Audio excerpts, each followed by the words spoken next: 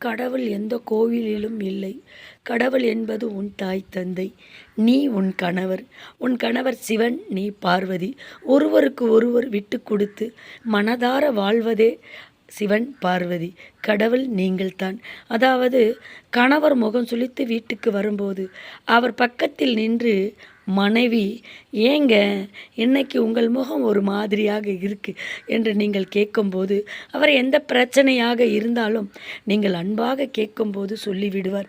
அந்த அன்பாக சொல்லும்போது அது கடன் பிரச்சனையாக இருந்தாலும் மற்ற பிரச்சனையாக இருந்தாலும் நீங்கள் தோளை தொட்டு கொடுக்கும் தோழியாக மாறிவிட வேண்டும். அப்போது அவர்களுக்கு வாழ்க்கையில் ஒரு உற்சாகம் வந்துவிடும். ஓ, நம் மனைவி நமக்கு தோளை தொட்டு கொடுக்கிறார், எதாக இருந்தாலும் சாதித்து விடலாம் என்கிற எண்ணங்கள் வரும்.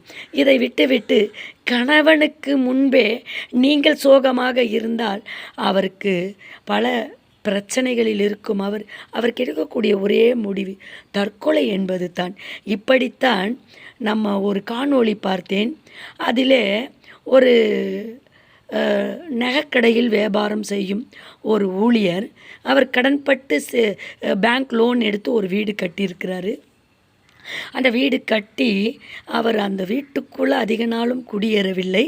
உடனே பேங்க்கில் இருந்து அவருக்கு ப்ரெஷர், மற்ற கடன் பிரச்சனையும் ப்ரெஷர்.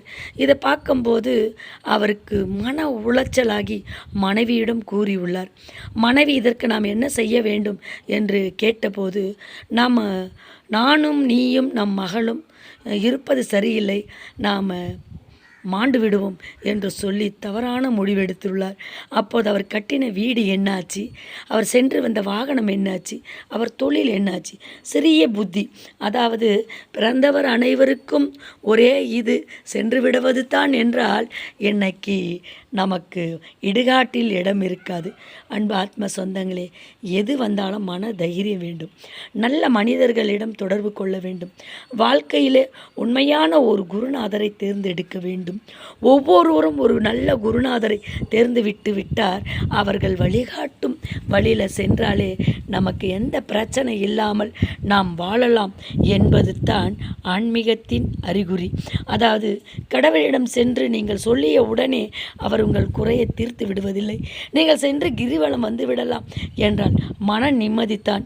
பாவம் புண்ணியம் எதுவாக இருந்தாலும் அன்று எழுதப்பட்டது நீ அனுபவித்துத்தான் ஆக வேண்டும்.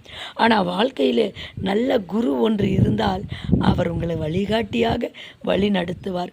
அந்த வழியில் செல்லும்போது உங்களுக்கு அனைத்தும் கிடைக்கும். கணவன் மனைவி அன்பே சிவம் என்று இருக்க வேண்டும். இது